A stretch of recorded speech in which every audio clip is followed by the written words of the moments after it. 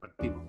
Hola amigas y amigos del Portal del Villegas, bienvenidos a esta edición de día jueves que hacemos, como ya se está convirtiendo en una costumbre, con Nicole Rodríguez. ¿Cómo estás, Nicole? Aquí estamos, Fernando, muy bien, todavía en cuarentena, es lo que va quedando de las personas ya después de varios meses. Hoy día mirando el debate en el Parlamento con respecto al retiro de fondos, que es el tema que vamos a comenzar hablando, me imagino. Me preguntaba si todo este mundo político y el gobierno se acordará que nos tienen confinados. A lo mejor ni se acuerdan, hay que avisarles para que nos suelten, porque como nos tienen con arresto domiciliario, con todo este debate y estas emociones que viene el Parlamento, yo creo que no se dan ni cuenta que tienen a la población no en libertad, digamos, con arresto domiciliario, como le decimos. Bueno, ¿vamos a partir con el tema del 10%? Vamos a partir, y eso a propósito de lo que tú mencionas del arresto. El arresto vale para ti, para mí, para la gente común y corriente, normal, no para los que salen a las calles como los que salieron ayer. No fue muy numerosa el asunto, no es ni siquiera una sombra de lo que fue el acto insurreccional, que es lo que fue de 18 de octubre. Hay mucha hipérbole periodística en esto, los periodistas siempre exageran. Llegan 3 o 4 muchachones, tiran un par de palos incendiados a la calle y los periodistas hablan de barricada, como que hubiera ahí una línea de fusileros con ametralladoras para defender hasta la muerte un paso. No, son unos pocos tipos que tiran unos palos quemados, otros 100 o 200, 300 tipos absolutamente coordinados, eso quedó claro, que atacaron a la misma hora los cuarteles policiales. Acá en el barrio, una señora se asomó a tocar la cacerola, la misma de siempre, tocó como 15 minutos, se latió y se entró, nadie le hizo eco.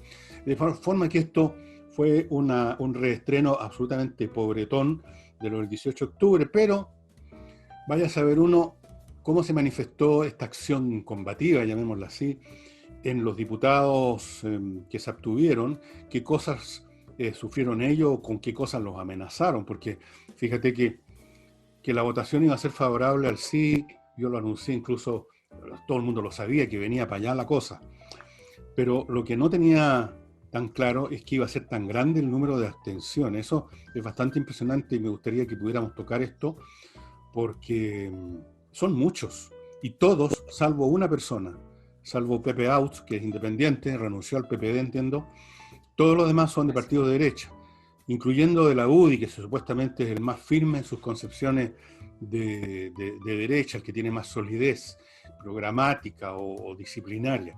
También, como 5 o 6, estoy contándolos aquí, los tengo en un papel, 4, 5, 6 fulanos de ese partido. Bueno, como todos saben, el asunto se votó y pasa al Senado, según un Twitter, o no sé qué diablo, que me llegó a mí, de Jorge Chausson, que dicho sea, entre paréntesis, no pierdo oportunidad siempre para tirarme un chiquetón de caca cuando puedo, cuando se le ocurre. Chausson dijo que había habido una negociación dentro de la derecha para generar una situación que llevara a esta cosa al Senado, pero entiendo que al Senado iba igual esto, ¿no? Al Senado iba igual siempre y cuando se votara a favor. Claro. Si se votaba en contra no iba a ir. Sí, claro. Entonces no entiendo bien qué es lo que dijo el señor Chausson. El hecho es que va al Senado, y yo no creo, Nicole, que vaya a pasar algo muy distinto en el Senado de lo que pasó en la Cámara de Diputados. Hablemos un poco de los escenarios y de todo lo que se dijo previo a esta votación. Tú mencionabas el tema de la violencia. Efectivamente, no fue en el volumen que vimos en octubre, pero yo creo que lo de octubre es un punto bastante elevado y bastante extremo de lo que uno vivió con respecto a la violencia. Entonces, compararlo con octubre es comparar una violencia que yo creo que es raro ver en un país democrático y que ha sido un país que no es tremendamente violento en su historia, salvo con los puntos de inflexión de la historia, digamos. Pero hubo 61 detenidos, y lo que impacta en general son las imágenes, con la quema de una automotora en la estación central, los ataques a cuarteles de carabineros, quema de buses, porque si son pocas personas puede ocurrir, pero al final la imagen es la misma, el incendio, los ataques, etc. Pero y fíjate, hay un cambio cualitativo también en este ejercicio de violencia, porque el 18 de octubre fue muy expandido, hubo una absoluta coordinación, por eso que yo hablé del principio que había una insurrección, esta cosa fue coordinada, armada, no es llegar y quemar una estación del metro prendiendo un fósforo, todo fue organizado en una escala mayúscula y con mucha anticipación. Pero fíjate que en esa oportunidad, si tú te acuerdas, no hubo, como hubo ahora, ataques directos a cuarteles policiales. Ahora tomó otro cariz, se ataca directamente y no fueron 2 o 3, fueron más de una docena, creo que cerca, no sé el número exacto, pero más de una docena de cuarteles policiales fueron atacados. Y eso, aunque hay un menor número, porque ahora no participaron como en octubre estas masas de personas comunes y corrientes que iban a las plazas a prestarle la escenografía civil que permitió después a tus colegas hablar del estallido social, esta vez fueron simplemente los grupos organizados. Grupos organizados para atacar comisarías, grupos organizados para asaltar, quemar o saquear un supermercado, grupos organizados. Es un cambio cualitativo en la violencia. No tiene, como yo mismo dije, el volumen escenográfico del 18 de octubre, pero no deja de ser importante. Y estas personas que dijeron que se abstuvieron de votar, anda a saber tú qué amenazas han recibido. ¿Qué amenazas han recibido? Yo Déjame agregarle a eso, que terminada la votación, 3 diputados, entre ellos Matías Walker, que si uno ve la tradición de la familia Walker, este es como el menor, el hijo rebelde, ¿cómo lo llamaríamos? El hijo, ya, déjalo ahí nomás. Ya. El último, digamos, el último de todos esos Walker. Sí. Recibió amenazas, hablaban de patria y libertad, pero eso uno nunca lo va a poder confirmar, por lo menos en los primeros momentos, porque también hay grupos que les interesa resurgir ciertas divisiones y no sabemos si efectivamente podrían ser este grupo detrás de esa amenaza. Así como también lo sufrió Diego Paulsen y otras personas. Efectivamente, ¿por qué hablar de la violencia antes de la votación? Porque esa violencia que se vivió ayer es lo que antecedió a esta votación. Y no es menor y no son factores independientes, son dependientes, porque desde octubre, que cuando un grupo ha querido conseguir cosas, lo ha conseguido a través de la violencia. Mira, en octubre finalmente la violencia terminó en este acuerdo para hacer un plebiscito para la reforma constitucional. Una reforma constitucional que no estaba en el programa de gobierno, que sí estaba en el programa de gobierno del candidato de la oposición, pero no ganó, y fue el candidato de la oposición, Guillé, que menos votación ha obtenido desde el retorno a la democracia, por lo demás. Entonces, en el nombre de la violencia, se abrió la compuerta de la reforma de la Constitución, y ahora, en el nombre de la pandemia, con la crisis económica tremenda que tenemos y que vamos a seguir profundizando si las cosas siguen así, se abre la compuerta a hacer estas reformas o estos proyectos que no están o no estaban en el programa de gobierno. Ahora, el amedrentamiento me parece que sí ocurrió porque el amedrentamiento ha estado ocurriendo a lo largo del tiempo. No vería ninguna razón por lo cual se haya parado en esta votación. Eso lo he dicho 20.000 veces en este programa, en el sentido de que no se creyera nadie que las primeras líneas y que todos los grupos que actuaron en las calles, que generaron los primeros episodios de violencia, se iban a quedar de brazos cruzados todo el tiempo. La pandemia a lo más ha sido una especie de refrigerador que congeló todo por un tiempo, o lo enfrió bastante, hasta los revolucionarios más heroicos de la causa se fondearon, pero ahora con la crisis económica naturalmente se les creó un nuevo campo de batalla. Y esto de la violencia que tú estás mencionando es típico en estos procesos. La violencia está siempre presente o amenazando aparecer. Y hay mucha violencia que no conocemos, porque nosotros vemos a los tipos prendiendo unos palos en medio de una calle, eso que tus colegas llaman una barricada, pero no vemos los telefonazos, los mails que le puede haber llegado a cualquiera de estos individuos que se abstuvo en la votación, amenazando a su familia y diciéndole vamos a ir a quemar tu casa si votáis contra el proyecto, etcétera. No tenemos idea. Por eso es que uno está tentado de repente a categorizar a toda esta gente de una manera bastante brutal como cobardes, porque no se atrevieron a decir sí o a decir no, sino que se corrieron. Pero ellos podrían decirle a uno, mire, es muy fácil tratar de cobarde si uno no es el que está recibiendo las amenazas. Pero no lo vamos a saber, no vamos a saber nunca porque no somos parte del círculo íntimo de don Nino Bartolú, UDI, que se abstuvo, de don Bernardo Berger, RN, que se abstuvo. Leo toda la lista: José Miguel Castro, RN, Mario Desborde, RN, René Manuel García, RN, Javier Hernández, UDI, Joaquín Lavín, no el Joaquín Lavín de las Condes, UDI, Miguel Mellado, RN, Celso Morales, UDI, Francesca Muñoz, RN, Iván Norambuena, UDI, Paulina Núñez, RN, Jimeno Sandón, RN, Leopoldo, RN, Pablo Prieto, independiente, cercano a la RN, Jorge Radjev, RN, me estoy cansando, Rolando Rentería, UDI, Marcela Sabat, Alejandro Santana y Frank Sauerbaum, RN. Todas estas personas quizás no sabemos, podrían contarnos historias de horror, podrían decir: me han estado llamando todos estos días por teléfono, me han mandado mail, han mandado cartas, me han amenazado, ¿qué quiere que haga? Si además voy a hacerme el héroe ahora, cuando hemos visto a lo largo de todos estos meses de octubre, como tú señalabas, al propio gobierno rindiéndose frente a la violencia, ¿por qué tenemos que ser nosotros los que demos la última batalla y que nos cuelguen de un farol?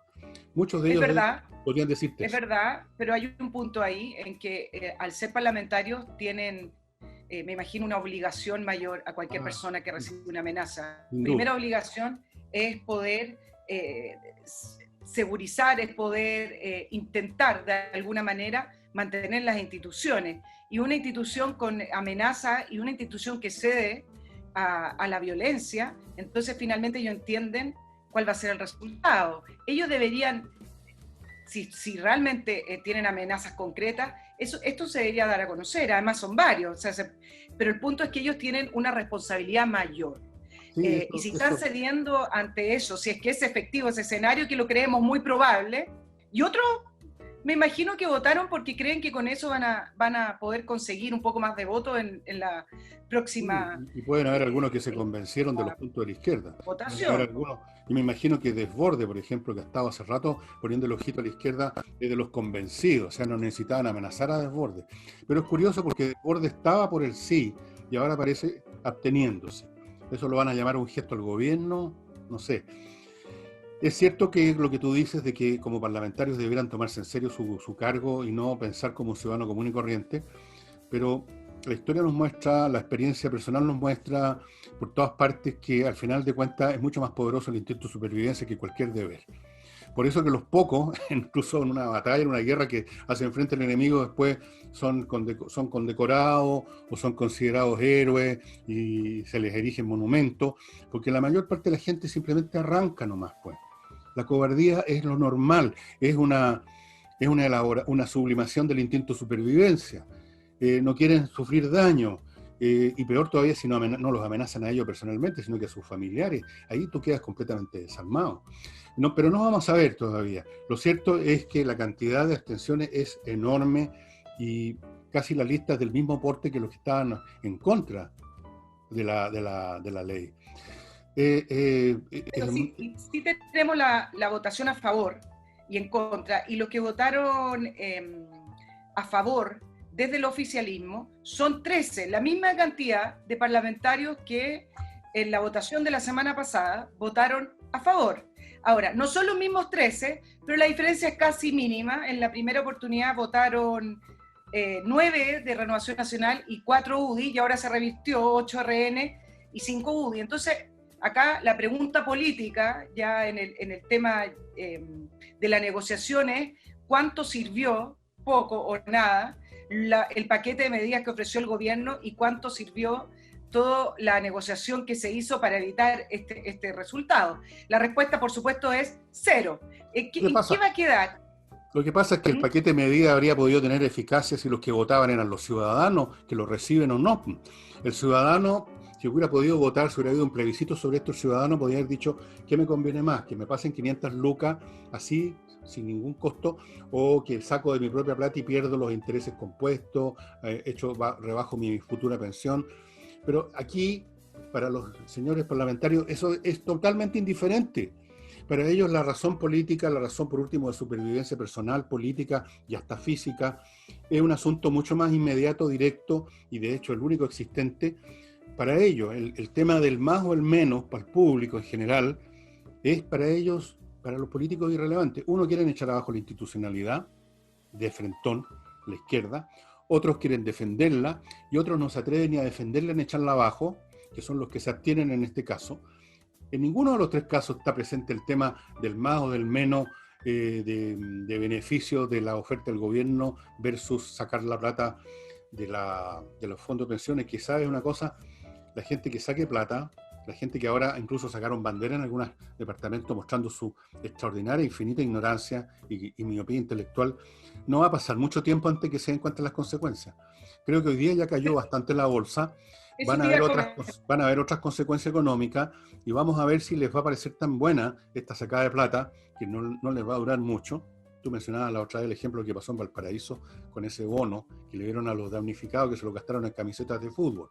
No digo que todos van a hacer lo mismo, pero no me cabe duda que nadie o muy pocos van a decir, a ver, me llegaron 3 palos, voy a dividirlo por no sé cuántos meses, esperando que pase esto o lo otro. ¿Cuántos van a hacer eso? Muy poco. Así que en poco tiempo, estos que sacan bandera y creen que el pueblo ha ganado algo, se van a dar cuenta que los pasaron por el forro los pantalones. Esa es la realidad. No, mira, este tema de votar por la ciudadanía, al final de cuentas tú sabes que es simplemente una frase y nunca se vota por la ciudadanía, votan por ellos mismos, porque ellos tienen un proyecto y que es bastante desconectado de la ciudadanía por lo demás. En todas las encuestas de opinión, el ahorro individual, no el solidario ni colectivo, el ahorro individual era el que tenía mayor aprobación. La gente apuesta por sus ahorros propios, no por los colectivos. Entonces cuando empiezan a hablar de crear estos fondos, que por lo demás fue rechazado, crear este fondo solidario, porque es re fácil ser solidario, tú sabes, con el dinero del resto, ¿no? Solidario, etcétera, lo rechazaron. Ahora, ya avisaron que lo querían reponer en el Senado. Pero basta ver los efectos que tuvo hoy día, la mera aprobación en la Cámara de Diputados, con todo lo que falta todavía, para que esto se convierta en ley si es que se aprueba, basta ver los efectos para entender qué es lo que se está buscando. Hoy día, tú mencionaste la bolsa hoy día el IPSA cayó alrededor de 3,31, se desplomó. El resto del mundo, para hacer una comparación, porque están todas las bolsas indexadas y están conectadas, subieron más de un 1%, estaban todas las bolsas en verde mientras el IPSA iba cayendo. Y así sucesivamente con todos los índices económicos. Entonces, cuando uno ve realmente las consecuencias que puede tener este retiro, y cuesta comprender que parlamentarios de Chile Vamos sigan votando a favor o incluso se abstengan. Es decir, o no entienden las consecuencias, es ignorancia o simplemente es displicencia. No, tú dices miedo. Que es amenaza, yo digo que es una mezcla de displicencia con ignorancia, no, porque creen que están ganando. Yo siempre creo que cuando hay un voto, sea a favor, en contra, rechazo, es porque esa persona creyó que algo gana. Entonces pensemos qué ganan los parlamentarios que se abstuvieron, eso prácticamente ganan tranquilidad, o eso es lo que creen. Mira, la displicencia que tú mencionas, a mí no me parece, porque la displicencia es una actitud de superioridad y de tranquilidad. Tú simplemente no le das pelota a algo. Aquí le dan mucha pelota a la situación que están viviendo, y yo creo que están inspirados no por la displicencia ni por la ignorancia, porque incluso ellos, que son bastante ignorantes, y en general los congresales de hoy en día en Chile, comparados con los del pasado especialmente, se dan cuenta y saben que este asunto es un pésimo negocio para el país. Es miedo, es el miedo que ha estado permeando a la derecha chilena, que está en un acelerado proceso de desintegración. Lo advertí hace mucho tiempo.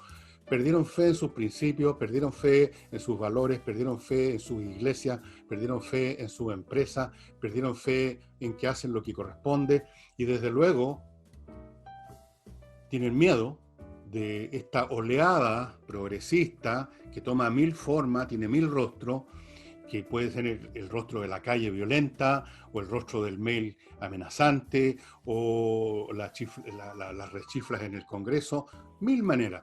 Entonces, hace rato que los parlamentarios, pero no solo ellos, sino que todo lo que podríamos llamar el mundo de la derecha, empresarios, gente linda, los ricos, los demás allá, están todos muertos de susto, están todos en la actitud del sálvese quien pueda.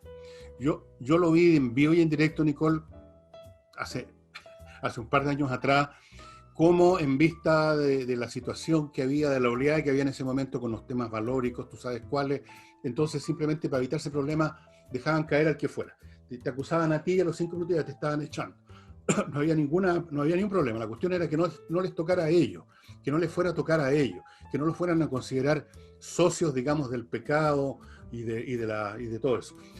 Entonces aquí tenemos una derecha que se está desintegrando, que no cree en sí misma, y que se manifiestan mil cosas. Y esto, de estas veintitantas personas, por lo que estoy contando acá, que se abstuvieron, es otra muestra, es una muestra más de las muchas que se han juntado de lo mismo. Y por eso yo creo que a estas alturas, salvo que haya un milagro, que lleguen los extraterrestres o no sé qué, la izquierda ganó. En este país la izquierda ganó. Ha impuesto su agenda valórica, si podemos llamarla valórica, ha impuesto sus concesiones sobre el sexo, ha impuesto sus concepciones sobre la salud, sobre los fondos previsionales, lo están imponiendo en todo. Y frente a ellos, ¿qué vemos? Un gobierno que cede en todo, una policía que está atada de manos, etcétera. Eso es lo que estamos viendo. ¿Cómo se puede entender? Que es lo que yo veo en los columnistas y las cartas al director, redes sociales, que es la pregunta que las personas se hacen. ¿Cómo se puede entender que gana un gobierno con ideas de derecha? Ganó un gobierno con ideas de derecha, llámenle derecha social o como le quieran poner el nombre, no importa, pero ganó un gobierno por alta votación, con una agenda en particular muy distinta a la agenda de Guillén en su momento, muy distinta a la idea de la izquierda. Gana este gobierno, se instala, y cómo es que al poco andar, un año después, es un gobierno que pierde toda convicción, un gobierno que se refleja prácticamente gobernando con la agenda de la izquierda. Entonces, la pregunta que se hace a las personas es ¿cómo llegamos a esto o por qué llegamos a esto? Bueno, muy fácil.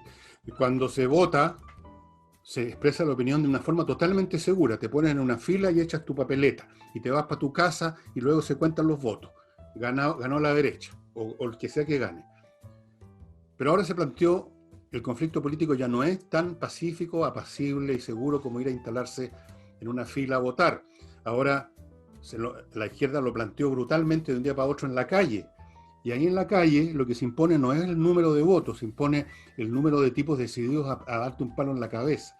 Y frente a eso, esa mayoría, esa enorme mayoría que también era una enorme mayoría en octubre, se queda en la casa, pues Nicole, ¿qué van a hacer?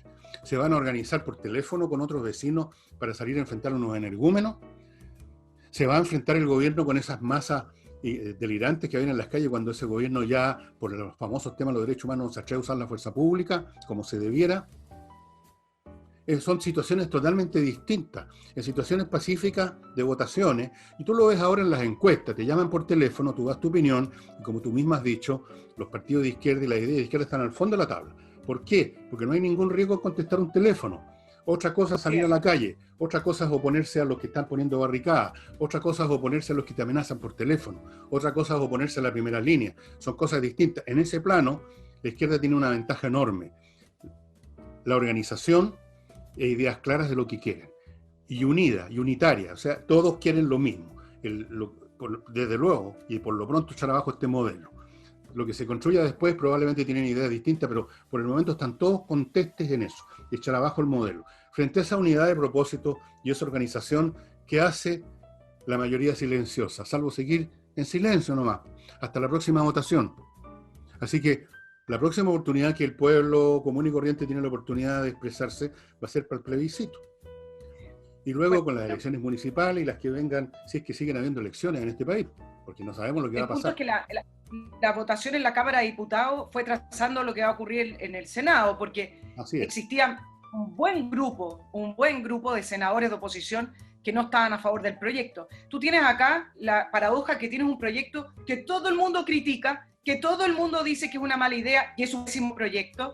Tienes a todos los economistas de izquierda, ninguno, ni siquiera el economista del Frente Amplio, de apellido Sangüesa, pudo decir que era un buen proyecto. Bueno, tienes a todos, tienes a un Lagos Weber diciendo que no ha escuchado un aspecto positivo del proyecto, pero sin embargo ya se alinearon el fin de semana, antes que el gobierno anunciara medidas. Esto no tiene que ver con que el gobierno anuncie o no medidas, podría anunciar que vota toda la plata, si quiera la clase media van a votar igual, pero tienes a un Lagos Weber diciendo eso y sin embargo se alinean. ¿Por qué? Porque también el hecho de que Chile Vamos, estos 15 parlamentarios que votaron a favor, las 22 abstenciones, hayan votado a favor y abstenerse, no le deja marco político a los senadores de la oposición que podrían haber votado en contra en su minuto en otro escenario. No le deja hoy escenario político. ¿Por qué van a rechazar ellos el proyecto si los mismos parlamentarios de Chile Vamos lo están apoyando. Entonces, ya tienes ahí a todos los senadores alineados por aprobar un proyecto que es muy malo. ¿Sabes lo que me recuerda? Y ahí te doy el pase, Fernando. Me recuerda el tema del Transantiago, que es en otra materia, pero antes de que se diera el vamos al Transantiago, el día 1, digamos, ¿se acuerdan ese día de febrero que uno tenía esa gente caminando porque no pasaba micro y que fue un desastre? Y que marcó una serie de situaciones que el país no ha podido enmendar, como por ejemplo la evasión, porque era tan el despelote en Transantiago, era tan malo el servicio, que en un minuto el mismo gobierno dijo que como el servicio era malo, entonces esta semana el pasaje iba a ser gratis. Bueno, eso por un lado que quizás es algo menor, pero el hoyo financiero que ha dejado el Transantiago desde el primer gobierno de Bachelet es algo que no se ha podido enmendar y es algo que no se ha podido recuperar. Sin embargo, antes que Michelle Bachelet diera el vamos, no es un proyecto exclusivo de ella, por lo demás venía de la administración de Lagos, todos los técnicos y los ministros le decían que no estaba el país apto para darle el vamos porque el proyecto estaba malo. Ella en algún minuto en una entrevista dijo, me tincó, ¿te acuerdas que ella siempre hablaba de me tinca? Muy buena para las tincas. Me tincó que no debía haberle dado el vamos. Bueno, pero eso lo dio. Y fue un punto de no retorno para las finanzas públicas, fue un punto de no retorno para el sistema. Y acá estamos, si bien son materias distintas, estamos ante situaciones que son de alguna manera similares. Cuando uno toma una mala decisión, imagínate lo difícil que es, cuando uno toma una mala decisión a nivel personal, poder revertir esa situación negativa, imagínate a nivel país. Hay cosas que no tienen vuelta atrás. Me parece que estamos quizás, si en una aprobación futura en el Senado y en el Parlamento, ante una situación que la izquierda lo dice muy bien, pero en otro sentido, en el sentido revolucionario. No hay vuelta atrás. Bueno, tú has tocado con tus puntos uno de los grandes misterios de la humanidad, el misterio del poder. Porque podríamos poner 1.000.000 de ejemplos de situaciones en que individuos, grupos o naciones completas, a sabiendas de lo que hacen, como si fueran presas de un estado de hipnosis, de un ataque de nihilismo, se arrojan al abismo. Y la explicación vuelve a ser otra vez la misma, el miedo. Nicole, la gente, dices tú, se alinea. ¿Quién los alinea? El miedo. Cada individuo no sabe lo que piensan los demás. ¿Estarán de acuerdo o no conmigo en que esto es una tontería? ¿Qué va a pasar si están en desacuerdo conmigo y me castigan? Y todos piensan igual, y esa situación tan paradojal se expresa muy bien en ese cuento del rey que estaba desnudo y nadie se atrevía a decirlo. Mira, yo cuando he visto películas o documentales sobre los últimos días del Tercer Reich, alguna vez me hice primero la pregunta, ¿cómo es posible que en medio de la ruina, que Alemania estaba en el suelo, que los soviéticos estaban entrando por todos lados y seguían obedeciendo a Hitler, que es simplemente un hombre, ni siquiera era muy grande, no era Rambo, era un pobre y triste huevón, esa es la verdad, con su bigotito, y sin embargo seguían obedeciéndolo? Y la respuesta es la misma, porque nadie sabía qué es lo que pensaban los demás. Entonces se genera una especie de espectro invisible que hace que nadie se atreva a decir el rey está desnudo. ¿Cómo estamos siguiendo todavía a este idiota? ¿Cómo vamos a votar positivamente esta ley? ¿Cómo le obedecemos todavía al Führer? ¿Cómo seguimos haciendo esto? Si no es más que una persona, le podríamos dar una cachetada y no pasa nada. ¿Qué poder tiene? ¿Superman acaso? No. El poder de este fantasma invisible, de esta sensación de que a lo mejor los demás están con el otro y tú no sabes, y por eso cuesta tanto cuando se instaura, por ejemplo, una dictadura y todo el mundo está en contra. Por Dios que cuesta echarla abajo porque nadie se atreve a dar el primer paso. Yo les he contado muchas veces lo que pasó en Rumania con Ceausescu, porque me lo contó una persona que estaba ahí. Que estaba ahí, porque la historia es bien conocida. Bueno, una persona que estaba ahí, me contó, había una festividad más de estos regímenes socialistas, donde desfilan los soldaditos, saludando a la tribuna, toda la cuestión de siempre, la escenografía de siempre. Y de repente, en medio de la masa de gente, un tipo gritó el equivalente en rumano ahí, ándate a la concha de tu madre, Ceausescu, una cosa así. Y todos se fueron sumando. Y se sumó, claro. Y hubo una situación, pero ¿quién es el primero que dice eso? ¿Quién es el que se atreve? Y como nadie se atreve, esta situación es increíble, donde un tipo domina millones, o donde una mala idea empuja a miles, o en este caso a docenas, impera, y todos se precipitan como las ovejas al abismo. Nadie se atreve a decir, oye, vamos al abismo, porque en una de esas te van a castigar peor que caerse al abismo. Entonces, entra una especie de un estado de ánimo fatalista en que tú ya no haces ningún esfuerzo y te dejas arrastrar por el piño. Y ese es uno de los grandes misterios del poder, porque en última instancia uno siempre se puede preguntar cómo es posible que alguien, un individuo, pueda tener poder sobre millones de tipos para abajo. Hay otros mecanismos también, ¿no? Pero siempre al final de cuentas es que el hombre recibe obediencia de parte de un círculo que a su vez domina otro círculo, que domina otro círculo, y el primer círculo, el que está al lado del líder, lo sigue, porque aunque estén en desacuerdo con su idea, no sabe lo que piensa el del lado derecho, no sabe lo que piensa el del lado izquierdo, y es muy peligroso abrir la sanguchera, y así vemos este espectáculo permanente en la historia humana de masas y masas de seres arrojándose al abismo. Es una cosa muy impresionante. Es impresionante. Y eso es miedo, y ahí tenemos otra vez el miedo es el fundamento de las sociedades, finalmente.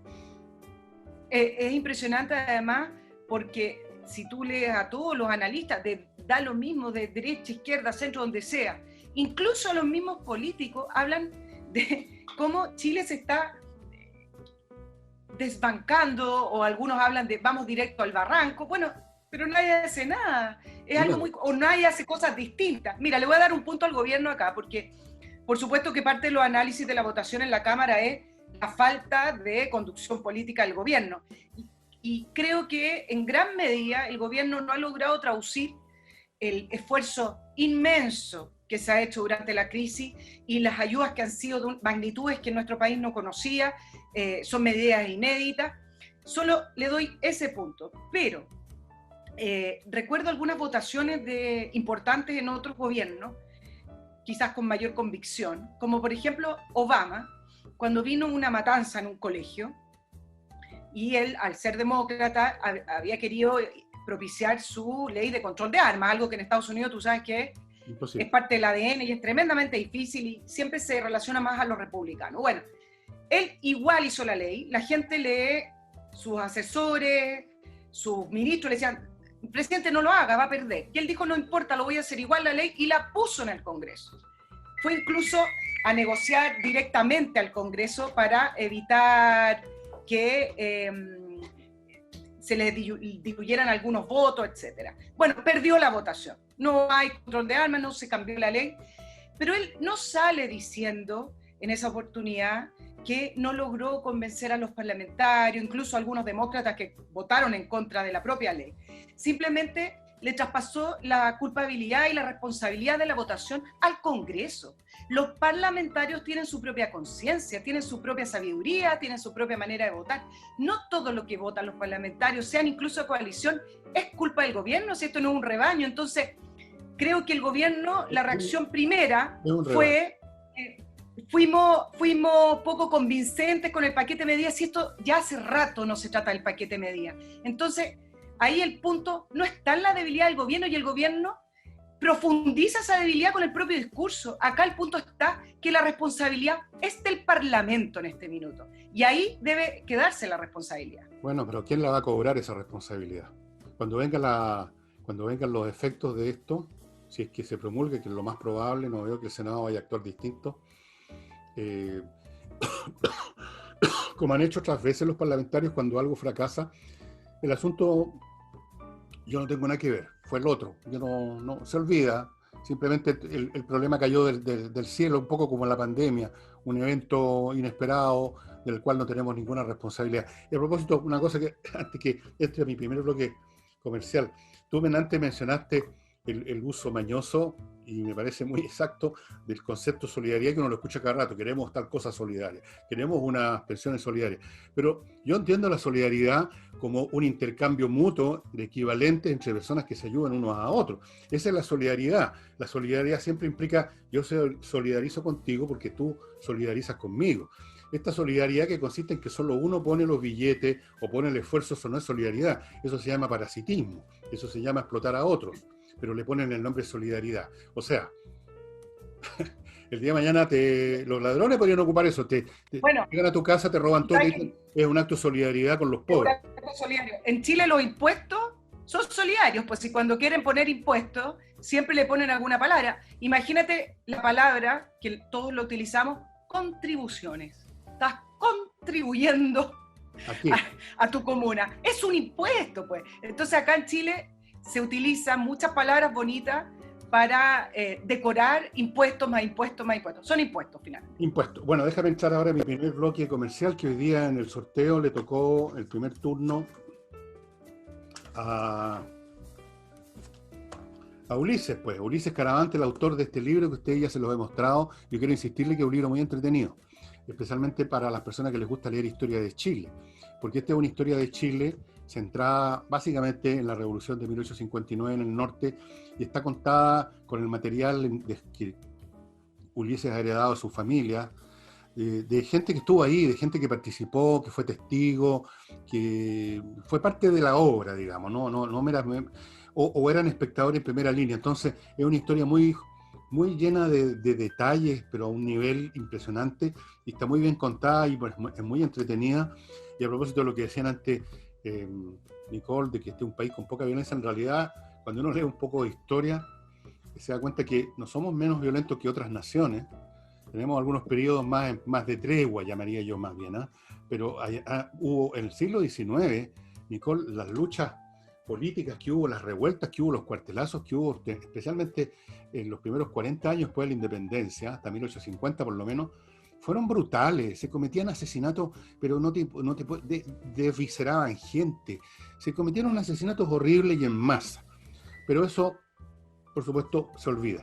Y ahora, para los que quieren invertir en Estados Unidos, no se olviden de inviertanusa.cl, que les maneja toda la parte burocrática, legal, pero además tiene ofertas concretas de bienes inmobiliarios de todo orden, casas o departamentos que se venden o se arriendan, terrenos en distintos estados o ciudades de Estados Unidos, como en Detroit, donde hay muchas facilidades, porque quieren recuperar esa ciudad que era la capital del automóvil y ya no más.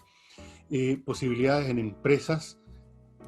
Invierta en USA.cl, maneja 3.500 franquicias, cuestión que usted decida en cuál quiere invertir. Usted puede averiguar de qué se trata y meterse a ver de qué se tratan esas franquicias. Así es que invierta en USA.cl, que además le puede conseguir una visa de residencia en Estados Unidos y una cuenta corriente en un banco norteamericano. Y terminando este primer bloque, Ozonium, estimados amigos, si usted quiere desinfectar todas las noches, dejar para el otro día, pero como un quirófano, el recinto de su restaurante, de su café, de su bomba gasolinera, de su empresa, cosa que sus trabajadores y sus clientes estén tranquilos de que las cosas están sanitizadas a fondo, entonces póngase en contacto con ozonium.cl, que le va a facilitar, le va a arrendar una maquinita que ustedes están viendo a mi izquierda, que usted la programa y en la noche cuando no hay nadie despide el ozono, mata a todos los bichos, mata al COVID-19, mata todo lo que haya presente, y el otro día está todo perfecto y usted puede programarla como quiera. Fuera de eso, si usted desea hacer lo mismo en su casa, van a ir funcionarios de Ozonium, convenientemente trajeados para los efectos, y van a dejarle su casa también tiki-taka. Así que ozonium.cl. Y ahora vuelvo con Nicole. Estábamos en...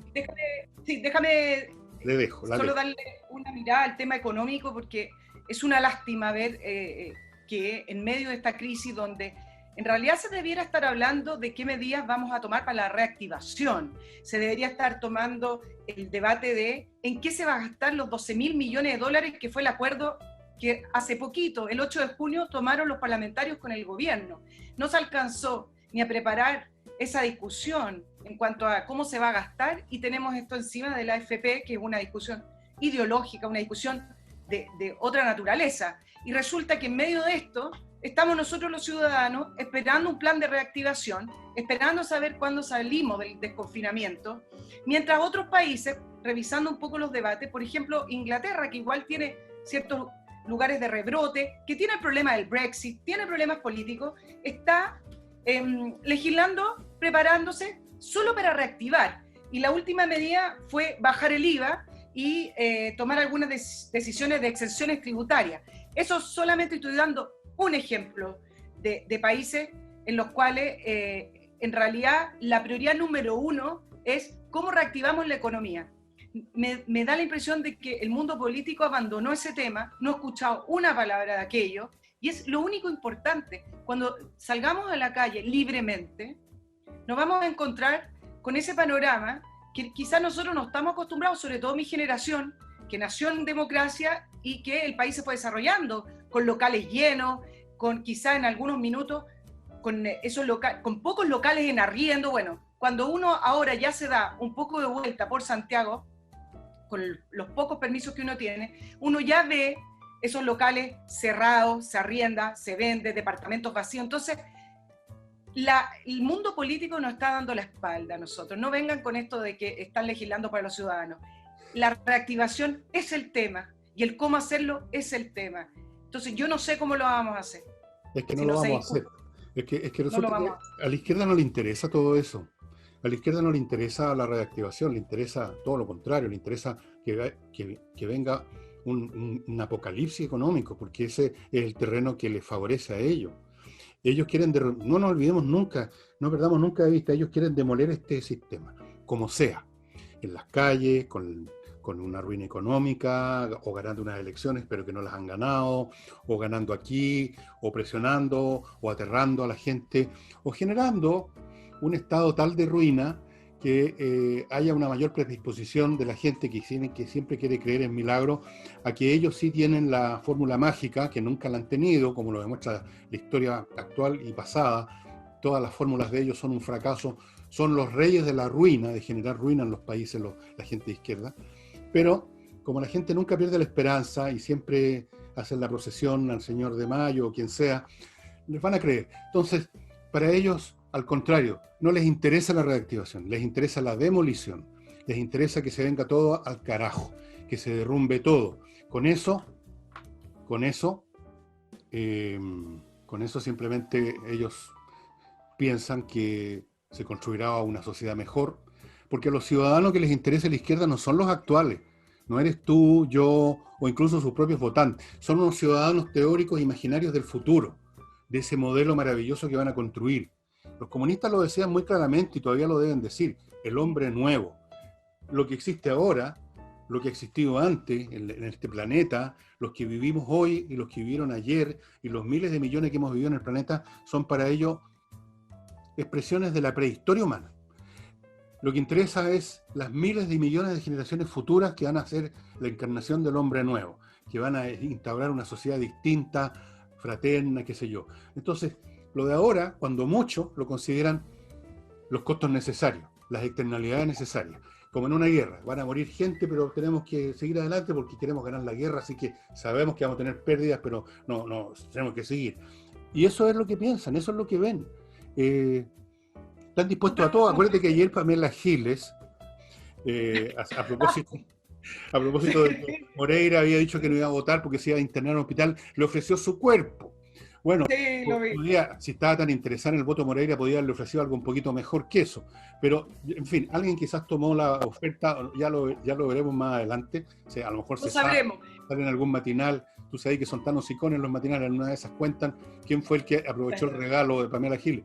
Están dispuestos a todo, hasta eso. Están dispuestos a cualquier... Oye, a propósito de los personajes, tú preguntabas por Desbordes, porque ahora se abstuvo. Bueno, a Desbordes se lo culpa mayoritariamente por el tema de Renovación Nacional. Él fue uno de los primeros que empezó a advertir que si el gobierno no tomaba mayores medidas o no soltaba más la billetera, tú sabes que acá en Chile, curiosamente, existe esa sensación de que es un problema de soltar la billetera porque es gratis y la plata cae de cualquier parte. Venía un estallido, un segundo estallido, y este estallido va a ocurrir si el gobierno... Él fue el primero en extremar el discurso y llevó el discurso al límite. Entonces, ahora que Desbordes se haya abstenido, de hecho no me llama mucho la atención porque después de la semana pasada fue el primero, quizá en algún minuto tuvo una reflexión, no lo sabremos, en decir que era un mal proyecto. Entonces, son estas cosas curiosas que ocurren al interior de Chile Vamos, pero que claramente reflejan que este famoso punto de inflexión que hablaban el fin de semana, que esta votación de la AFP marcaba un antes y un después, sí, yo me imagino que efectivamente hubo un punto de inflexión. Sí, lo marcó para abajo, ese es el punto de inflexión. O sea, es como decir que cuando llegas al abismo y das un paso más y te empiezas a caer, pues tú bien puedes decir este fue un punto de inflexión. claro que sí. Eh, bueno, no tiene vuelta el Pero asunto. tú siempre tienes como una aplicación, a mí me gusta la mirada como más histórica que tienes. Hay una situación curiosa que me pasa en general al analizar algunos gobiernos y sus malos momentos, como el mal momento que tuvo también Michelle Bachelet con el caso Cabal, pero que la magnitud del daño es ni comparable a lo que estamos viviendo ahora y con lo que se vivió en octubre. Que los sectores políticos en Chile tienen tan poca visión y tan poco sensación y amor hacia su propio país que pareciera que cuando se debilita un gobierno o se daña un gobierno o se afecta al gobierno, se está afectando al gobierno y nada más. Entonces, no se afecta a Chile. Entonces, acá, en el caso de Sebastián Piñera y su gobierno, que por supuesto que está debilitado, pareciera que todas las estocadas que la gente le sigue dando desde el mundo político solo le afectan a ellos y hacen creer o ilusionar a quienes propician esas estocadas que están ganando espacio para poder retomar al poder y tener la presidencia o la moneda. Pero mirando algunas situaciones históricas en otros países, sobre todo europeos con democracias más desarrolladas, sí hay ciertos límites en cuidar las institucionalidades y la patria, independiente de los procesos políticos, independiente de las oposiciones. Uno ve, quizás ya hablé de Inglaterra, pero uno ve estos debates en Inglaterra que se sacan la madre en el Parlamento inglés, son entretenidos incluso de escuchar, pero no está esa idea que te dejan de que se desligan de lo que ocurre en el país dañando un gobierno. Y al final dañar un gobierno igual es dañar un país, aunque uno no se sienta afín a ese gobierno, aunque uno no haya votado por ese gobierno. Pero en el Parlamento pareciera que acá solo se trata de quitar el pedazo de poder en la moneda y punto. Lo que ocurra para abajo, a todos nosotros, eso no importa. Voy a contestar, o más bien dicho voy a comentar, no voy a contestar, yo no tengo respuesta a nada. Pero antes de entrar a comentar lo que tú has dicho, voy a recordarle, estimados amigos, que si usted quiere vender su propiedad en estos tiempos difíciles, va a tener que ponerse en manos del mejor. Y el mejor se llama Hey, es un tipo que usa métodos muy innovadores para vender propiedades y por lo tanto le va mejor que a otros corredores, lo hace más rápido que otros corredores y eso es lo que a usted le conviene. Usted quiere vender ahora, pronto, no en 4 años más. Primera cosa. Segundo, es un buen buscador de arrendadores para sus propiedades, arrendadores o arrendatarios, más bien dicho, que le vayan a pagar a tiempo, que no le vayan a demoler su inmueble, que sean decentes. Hay que buscarlo. Hey lo sabe encontrar. También sabe hacer tasaciones, muy importante antes de vender, saber el precio correcto, y sabe administrar arriendos. Si usted es rentista, póngase en manos de él y se evita las molestias que trae esto de andar recorriendo a los arrendatarios y escuchando las quejas de que el califón está malo, ¿cuándo me lo va a arreglar? Típica. Y vamos al Lavo Club, un detergente de gran calidad que además tiene un montón de ventajas porque viene en un tanque de 10 litros que le dura muchísimo. Eso ya es una ventaja, no tiene que estar a cada rato mirando así en el frasco de plástico del detergente si le queda, si quiera comprar. Segundo, es hipoalergénico, no le molesta la piel, ni siquiera a personas como algunos de nosotros que tenemos una piel de mierda, esa es la palabra, que cualquier cosa nos jode. Es biodegradable, no molesta el medio ambiente, se desintegra molecularmente rápidamente y lava muy bien, pues, ¿qué más quiere que le diga? Fuera de eso, ahora Lavo Club está poniendo a su disposición suavizantes con fragancias muy ricas. Yo recomiendo menta aloe. La ropa queda suavecita, queda fragante, o sea, usted sale de la ducha, además se perfuma usted, se pone una ropa fragante, queda, pero, ¿qué le digo yo? Puede pedir una cita con la Scarlett Johansson y le van a decir que bueno, seguro. Así que póngase en contacto con Lavo Club, ahí están las direcciones, lavoclub.cl, hay unos teléfonos para un par de ciudades y consiga este detergente. Y si usted es empresaria o empresario, yo le aconsejo que consulte con Controller cómo mejorar la gestión administrativa, los pagos de salario, las cotizaciones, todas esas cosas del papeleo que es complicado. Controller lo hace muy bien. Fueron creadas esta organización por contadores auditores que llevaban 20 años trabajando en empresas internacionales, conocen el revés y el derecho a estas cuestiones, tienen el software más adelantado, le dejan funcionando su empresa pequeña, mediana, grande, con una eficiencia que usted nunca soñó. Así es que controlen, estimados amigos. Y ahora vuelvo con Nicole. ¿En qué estábamos, Nicole? Oye, estábamos todavía con algunos análisis respecto a la votación. Yo te hablaba de la disociación que existe en nuestro mundo político sobre el gobierno y el país. Entonces, no importa la cantidad de estocada o la manera de debilitar al gobierno, sea quien sea que esté de turno en el poder, porque lo importante es recuperar el poder para ello, y pareciera como que lo que le ocurre al gobierno no se va a afectar al resto de nosotros los ciudadanos. Bueno, de eso te iba a comentar que fuera de los factores personales rascas, como que hay algunos que simplemente se quieren forrar los bolsillos o que actúan sobre la base de animadversiones personales o todos esos factores podemos dejarlos de lado. Lo que ocurre con los políticos, especialmente los políticos de sectores que tienen una doctrina, por ejemplo los comunistas, de los demás no les queda ni eso siquiera, el timbre goma nomás. Ellos quieren obtener el poder y luchan por el poder a cualquier costo porque para ellos, si realmente creen en sus ideas, el poder es un instrumento para al fin poner al país en la vía correcta. Esa es una frase muy comunista, la vía correcta. La vía correcta al socialismo, la vía correcta al comunismo, la vía correcta al otro mundo, no sé. La vía correcta. Ellos tienen una tal convicción demagógica, dogmática, de que su visión de cómo debiera ser el país es la que corresponde, es la que va a traer felicidad, si no a esta, a la próxima generación, que están dispuestos a todo. Y lo primero es estar dispuesto a obtener el poder a cualquier precio. Sin poder tú no logras nada en este mundo, mucho menos en la conducción de un país. Necesitas poder. Se supone que una vez que tú tengas el poder vas a arreglar las cosas. Yo he contado muchas veces acá la anécdota de ese socialista que yo conocí en la universidad, que se llamaba Ramón Silva, un tipo muy simpático por lo demás, que una vez me vio haciendo una votación. Entonces marcaba una cosa que sí y otra que no, iba tratando de pensar punto por punto, y me vio haciendo esto y me dijo, no sea huevón, me dijo compañero, yo era de izquierda, vote todo así nomás, con una regla, ponga todo que sí o que no me acuerdo cuál de las dos era la versión de la izquierda. Pero le dije yo, ¿cómo? Pues si tenemos que estudiar primero las proposiciones de cada punto. No, pues me dijo, primero hay que resolver la cuestión del poder. Una vez que hayamos ganado la Federación de Estudiantes, ahí vamos a empezar a hacer las cosas que corresponden. Entonces, siempre es la cuestión del poder.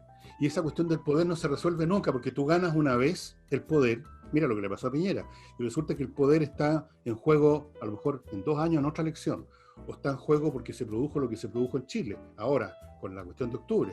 O está en juego porque hay unas elecciones municipales.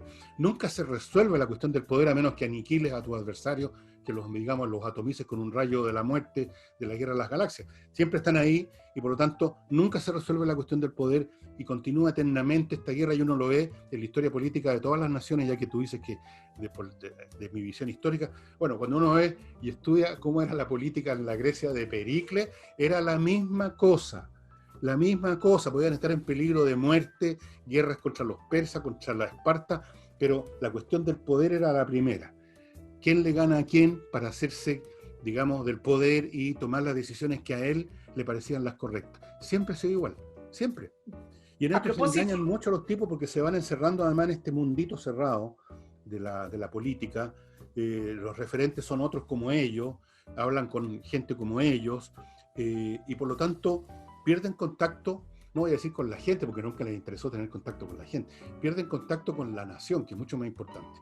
Pierden contacto con la lógica, pierden contacto con los números, pierden contacto con las reglas del desarrollo humano, pierden contacto con todo y están en esta esfera pensando siempre en, como decía Ramón Silva, la cuestión del poder, compañero. Oye, a propósito de la cuestión del poder, una entrevista que me llamó la atención, que en el último tiempo ha estado bien entrevistado, que es el economista Sebastián Edwards, que no es un economista de derecha, aunque a mí me carga hablar economista de derecha, izquierda, bueno, yo creo que a futuro eso ya no va ni a existir. Economista o no es economista. Ha estado presente. Uno es economista o no, eso es todo. Claro, él no vive en Chile, ha estado presente porque participó del comité de economistas que fue llamado por Isquia Siches para la proposición que ya está a esta altura de historia del paquete de medidas del gobierno.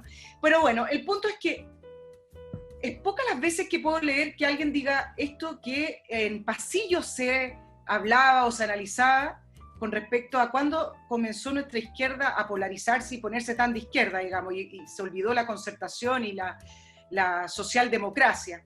Y él habla de que uno de los grandes errores, y esto ¿por qué? Porque dice que este parlamento, tú hablaste del parlamento tonto, él habla que este es el parlamento de los errores, los años de los errores, donde Chile desvió su trayectoria. Los tontos cometen errores. Claro, donde Chile que venía hacia un mundo desarrollado, más moderno, equitativo. Bueno, en estos años Chile simplemente desvió la trayectoria y con destino que todavía no sabemos. Pero él hace un punto acá con respecto a la incorporación que hizo Michelle Bachelet del Partido Comunista. No solo al incorporarlos en esta nueva mayoría, sino que al incorporarlos al Estado chileno, incorporarlos a ministerios, incorporarlos a las instituciones. Y dice que con esa incorporación fue que se fue reemplazando el sector de la centroizquierda con la izquierda radical. Y yo creo que este punto es relevante porque es poco lo que se analiza, o quizás poco lo que se quiere hablar con respecto, o hay miedo, como dices tú, con respecto a esta decisión que a lo mejor sí marcó un punto de inflexión para la izquierda y marcó un punto de inflexión también para las instituciones de nuestro país. Muy probablemente sí, porque los comunistas tienen disciplina, creen en lo que creen todavía, como te decía antes, y por lo tanto en medio de la confusión que reinan los demás en el socialismo, el PPD y otros movimientos así más o menos callan-peli desde el punto de vista ideológico, ellos de forma natural se establecen, aunque no lo quisieran, como líderes, pues el líder es alguien que tiene claro lo que hay que hacer en medio de un despelote. Tú sigues al que dice, mira, hay que irnos por acá. A lo mejor te he equivocado, pero está señalando una dirección y los demás no saben qué hacer, te siguen. El Partido Comunista tiene claro lo que quiere la revolución, quiere el hombre nuevo, todas esas cosas, los demás no. Entonces, poco a poco, en forma gradual, se va constituyendo, en forma inconsciente para muchos, en el referente. Ese es un factor, seguramente hay otros también que llegaron a esta radicalización, pero ese es un factor y tiene razón Sebastián Edora en esa materia. Fíjate, el Partido Comunista pues, podrá ser minoritario desde el punto de vista de sus miembros, sus militantes, pero tienen esa intensidad que les da su cohesión, su disciplina y la creencia fanática en sus ideas, lo cual los convierte, como dije el otro día, en un cuchillo caliente pasando por la mantequilla. Tú podés tener 1.000.000 de kilos de mantequilla, pero el cuchillo caliente va a seguir avanzando sin ningún problema. Todo se va a derretir a su lado. Entonces, sí, es un factor, fíjate. Tiene razón Sebastián en eso. Y quiero comentarte lo último como para ir cerrando el tema AFP, que yo creo que ya nos ha tomado casi todo el programa. Sí. Y con dos puntitos que los voy a unir. Él habla que es curioso porque durante años los políticos y los parlamentarios no hicieron nada con respecto a la AFP, que no significa molerlas, demolerlas ni eliminarlas, sino que a través incluso de comisiones como la Comisión Marcel, la Comisión Bravo, desde el primer gobierno de Michelle Bachelet que se está hablando de este tema, y las soluciones eran bastante simples. Las soluciones eran aumentar la edad de jubilación, porque hoy en día tú me vas a decir que una persona de 60, en el caso de la mujer de 65, está para retirarse laboralmente. Hoy es una persona joven y es una persona en general sana. Entonces, aumentar la edad de jubilación era lo primero. Lo otro era aumentar las cotizaciones, porque el 10%, si una persona va a vivir hasta los 90, como se calcula, o qué sé yo, un poquito más, es imposible que le alcance la jubilación. Y lo otro es haber tomado medidas con quizás ayuda estatal de evitar las lagunas previsionales. Con esos tres factores se podrían haber evitado un montón de problemas con respecto a la AFP.